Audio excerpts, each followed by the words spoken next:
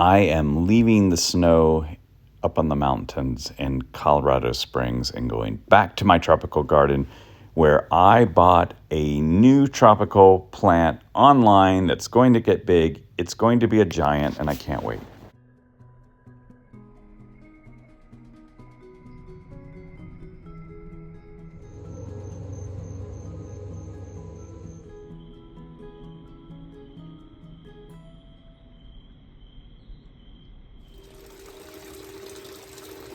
Hi everyone, it's Tim. It's Saturday. I am home from Colorado.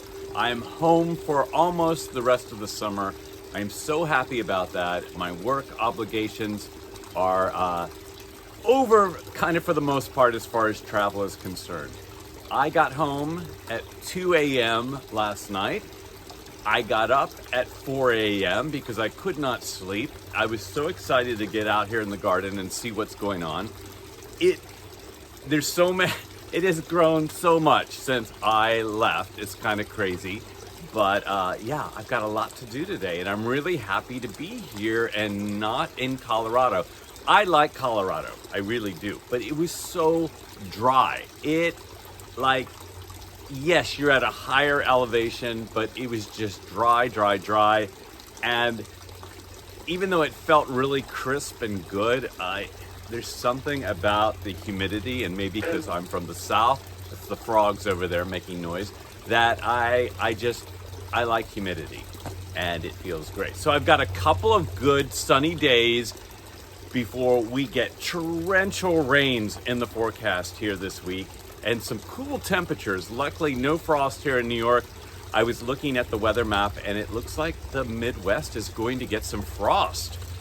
Really late May frost, which is never good for us gardeners at all. And I know some of my friends in Europe have had some frost this past week too, so it's always a big challenge. Yes, spring is fun, and spring is difficult, and spring is challenging, and I'm so ready for summer. But I get a few nice days here. I'm gonna jump in the pool today. I'm going to try to do things even though I am really tired, and I have a friend's party to go to tonight, and he has a great garden, but it's a little late when I'm getting there, so if I video, it's probably gonna be a little dark. But I've got some things to show you this week, and I'm glad you're tuned in, and please like and subscribe. I am at my friend Andy's house, and he has an amazing garden with these beautiful magnolia flowers here that are just insane. And I'm sorry it's so dark, you can't really see everything so well, but he just has these amazing rhododendrons that are just gigantic. And I'm just going to show you these, even though it's dark. I apologize, but they're probably over 10 feet tall, easily over 10 feet tall. And the color is so vibrant. And there's a storm coming in right now too, so it's kind of fun to be in the garden right now with the storm coming in. But they're just so beautiful. I need to come back in the daytime and show you his entire garden, because he's got lots of interesting things. And he's right in the city of Beacon, but it's just really great. You can see the wind is really whipping up here, and his magnolia leaves are falling all over the place because they're about to be replaced by new ones. It is Sunday morning, still a little foggy out here. These are my hardy pomegranate seeds that I overwintered in the refrigerator. Not the seeds, seedlings, but the seeds overwintered in the refrigerator.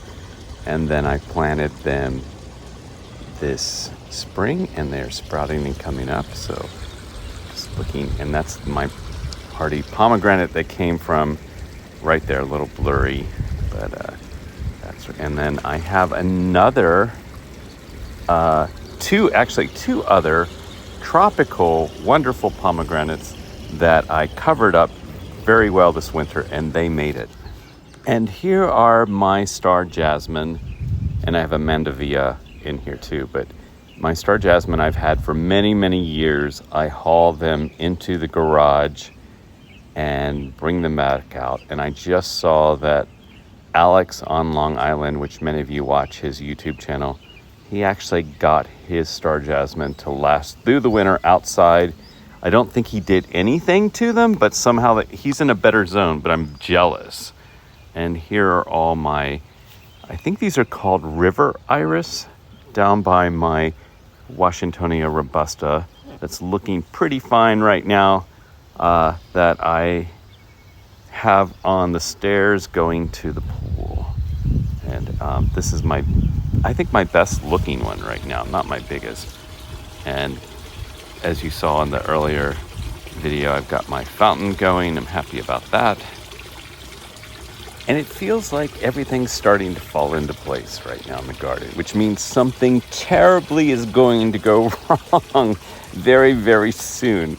It always makes me nervous, and something does. If you have a garden, something always happens. It's just no way around that one. So stay tuned. There's probably something crazy that will happen. But look how big those bananas have gotten already. I just can't believe that. And here I'm just looking at my peonies down here, that it's time for the peonies to start blooming. And I've got a few going. I've got a lot that still have buds on them, but it's always such a welcome to spring when these start going. And here my sage, and I forget what kind of sage this is. It's a decorative sage. And up here my olive tree, you can definitely see that I've got buds in here, and they're still going. I think I showed this last week, but I'm going to keep showing it so you can see the progression over the summer. I'm just happy. The other one has none on it. So one olive tree with, one olive tree without. I have no idea why one over the other. They're both almost side by side and taken care of the same way, and had the same winter. And another peony. I really, really like that one. And just wanted to show my gigantic big Washingtonia Robusta down here while I'm floating in the pool.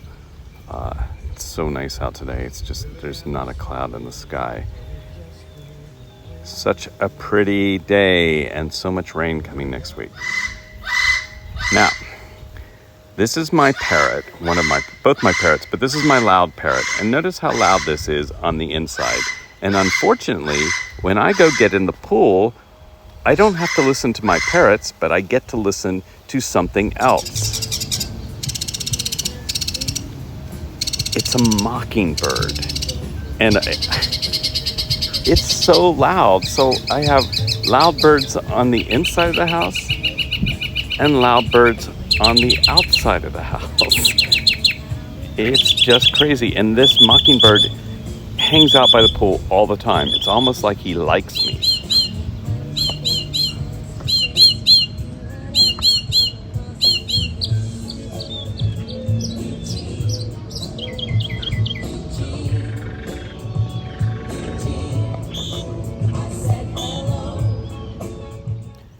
My Plumaria inside, such a pretty color.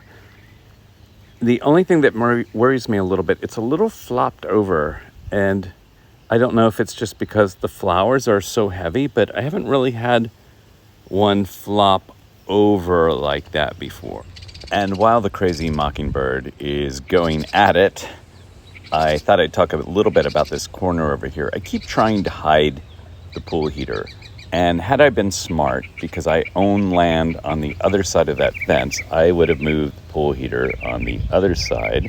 But because it's there, I keep trying to put tropicals in front of it. And just little things I'm doing. I need to trim the yucca rostratas, but I thought it was really beautiful out here this morning. And I'm still playing with letting the bees fertilize my Trachycarpus Fortuneii. So hopefully I'll have lots of seeds. And I might just leave them alone this year and not cut them off and keep them in the winter protection and just see what happens this year. That's going to be a new experiment. Normally I take them off in the fall and let them dry and turn purple in a dark closet, but I think I'm going to play with that. And that's my Bismarck right there that I got. But yeah, I'm going to I'm gonna see what turns to seed. I'm not gonna cut them off. I'm gonna let them go through the winter and just see what happens. I know James Palm lets them go through the winter like that, and then he has them in the springtime. But I love the way the garden is starting to look a little more tropical here.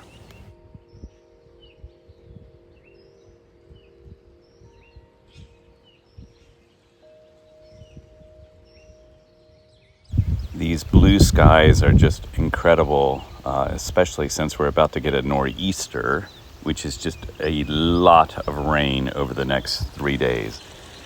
I know I probably bore many of you to death with some of the lighting shots, but I think that's so gorgeous the way the other side of the Hudson River has light on it right now, and the clouds and everything. Zooming in so you can see the bridge off in the distance. Sometimes I get so caught up in the gardening and all my tropicals that I forget to look up and see what's happening. And here's one of my frogs. I love it. I just think they are so cute. They're amazing. Last night I was talking to my friend Andrew in Germany, and he was talking about his Tetrapanex Rex, which is a plant that I've always admired because so many people grow them in the UK and Europe, and we don't really have them here in the United States, at least in my area. I don't think I've ever even heard anyone talk about one before in the US. And of course, I was tired, and when I'm tired, I do rash things. And so I went online, and I had looked in the spring, and a couple places that I've bought from before, like Plants Delights and things like that, they said sold out on these. But I found one that was an okay price, and I ordered it. And the shipping was a lot. The shipping was more than the plant. And now I'm like, oh, why did I do that? Why? But so I'm having the morning after effect. I've done that a lot with plants. I don't know if any of you have done that, but the next morning I'm like, oh, why did I do that? Where am I going to put it? So I'm in my front yard, and there's, for some reason, trucks going by. But yeah, I've got to figure out where I'm going to put this plant. And I bought it from some place that I've never bought from before. And when it arrives, I can't even remember the name right now. So I'm hoping it ships this week. We will see what I get for the money. But in the meantime, I'm going out to all of you, going full light, shade, any recommendations you can do. So I'm going out really to my UK friends here. You guys have the bulk of them.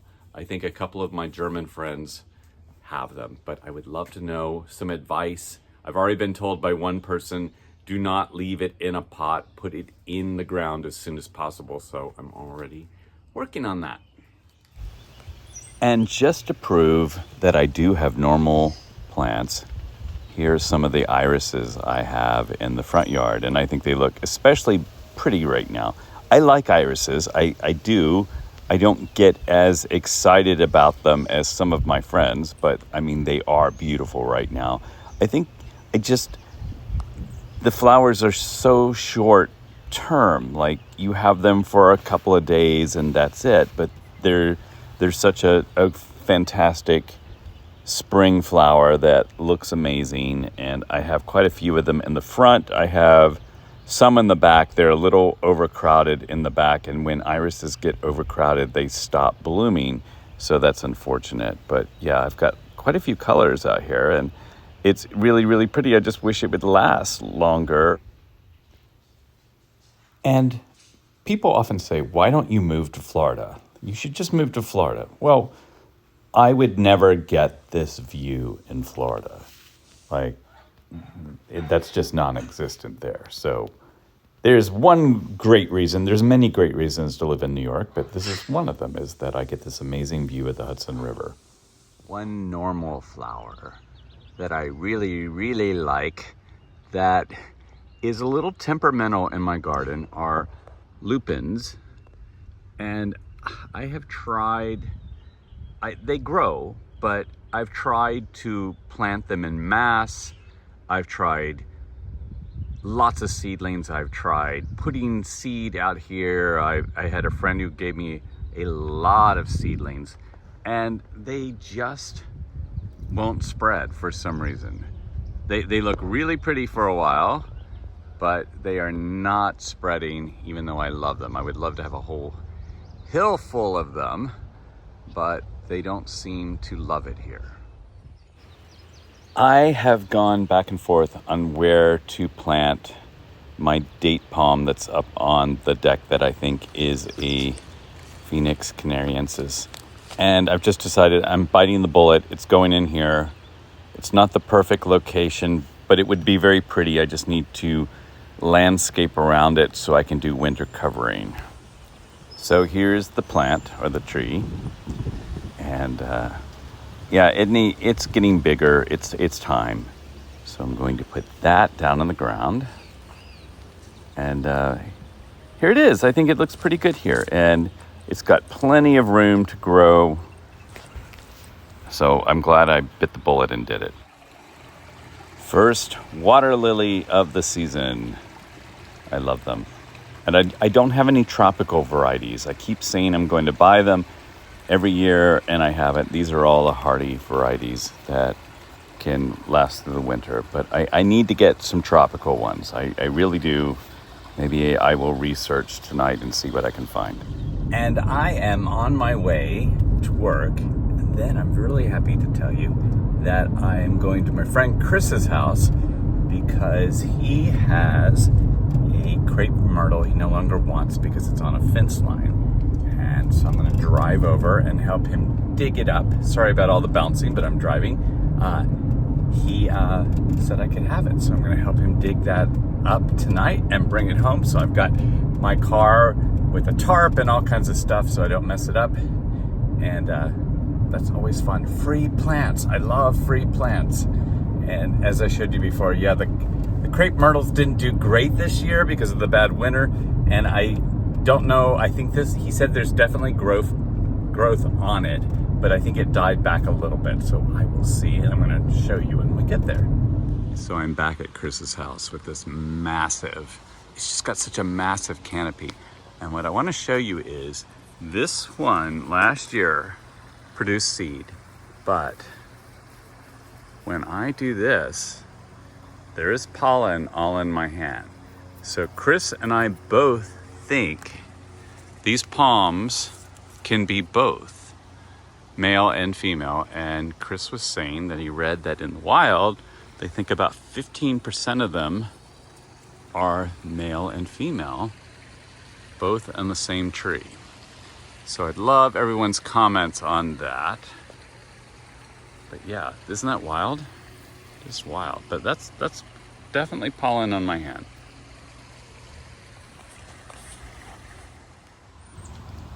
And here is Chris's Crape Myrtle. So there's definitely growth on it, not on all the branches. And like I said, we had a really harsh winter up here in New York and Connecticut, and so we've dug it up.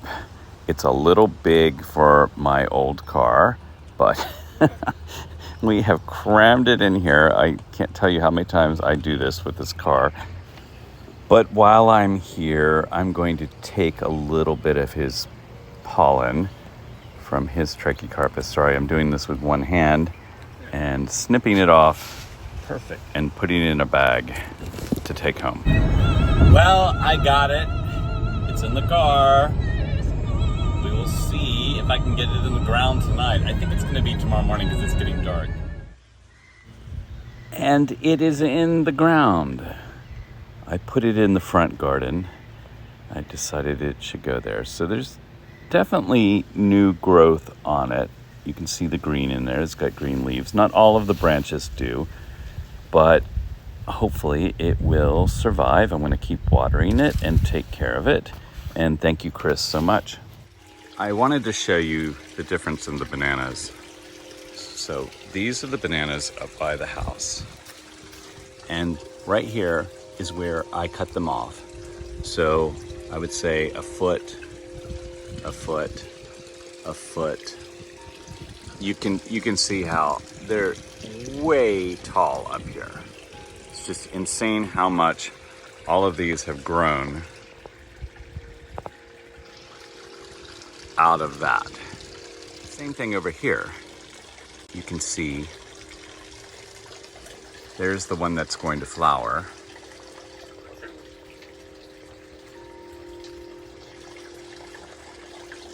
But you can see the stairs there, so you can see how they're almost up to the second story there. Down here is a little different. There's one right there. It's probably about 4 feet tall. There's my dacty back there. But this one's maybe 3 feet tall. There's also one coming up in the ferns. And these were very, very tall right here last year, but they have not done that much here. I'll show you over here. You can see how tiny this one is, but at least it's coming up. And in here, these were all covered the same way.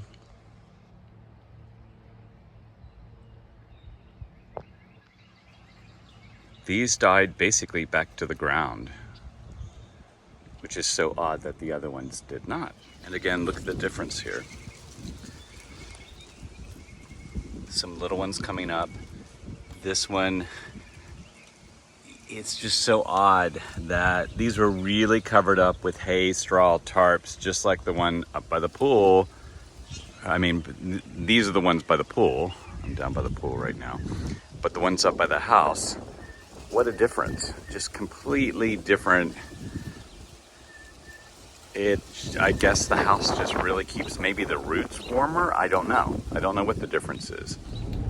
I just have to point out, I'm in the car. I have the heat on. It is freezing. Well, it's not freezing. It's cold though. It says it is 56 degrees Fahrenheit, right? And I was in the pool yesterday, and now I've got the seat heater on. I've got a sweater on, I've got the heat on, and I am just cold. Spring is crazy in New York. It's just up and down this year. And my package has arrived. So we will see. I love that it says, this side up, fragile, or fragile, as we would say from the Christmas story. But yeah, it's not even up the right way. So this will be interesting. It's not pouring as hard right now, but it is not warm outside at all. I have the pool, the solar cover on the pool because it's cool. So this is from Keeping It Green Nurseries.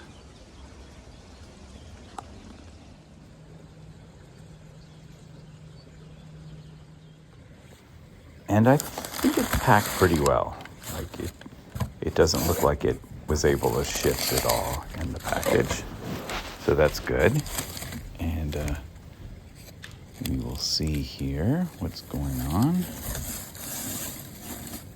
I just don't want to mess up the leaves. And I see leaves. So it's alive. And that's a good thing. It survived shipping. And I liked how they packed around the root ball. And I also like that there is no pot in it. It's just, there's no planter. It's just a bag with soil and the roots in there. So they did a really nice job of transporting this. And it was an expensive shipping, but I guess you could say it's worth it because the plant arrived okay. It is the end of the week. It has been raining like crazy today, and we are having a nor'easter, and I heard that it's like the second or third nor'easter in May. We rarely have them in May. They're kind of a wintertime thing, so it's just a storm that came up the East Coast. Lots of fun, yeah, and it's 47 degrees, which is about 8 degrees Celsius out here. It's way too cold to swim, but I'm holding on to my Tetrapanex Rex. It looks pretty good. These top leaves maybe just a little blah, but you know, it looks good. I'm pretty happy with it. It's heavy, so I'm hoping there's lots of roots. I'm gonna put it in a pot and put it up on the deck, and I wanna listen to what all of you are going to say about what I should do with this plant and where I should plant it and everything. Right behind me is my beautiful Chilean wine palm, which I love so much. It's doing great. It got through the winter, no problem at all, and it is growing, and I need to fertilize it, but it is growing. It looks great. But I just want to thank everybody for watching, and I'm really happy about this plant. Not very big, but it's a giant, and it's going to take off, and hopefully we can follow that. So now I have two giants that I kind of said I wasn't going to do. I've got my Gunnera over there, which is growing quite well and loving all this rain. And now I have my Tetrapanex. And so if there's something else that I should be growing besides my Musa Basjoo, which is getting gigantic, my castor beans, which will get gigantic, but I love gigantic tropical leaves, as you all know. And I'm hoping that this will be fantastic. And I just had to figure out how to overwinter it, or winterize it, as we say. But I want to thank all of you for watching, and have a great week, and I'll see you next week.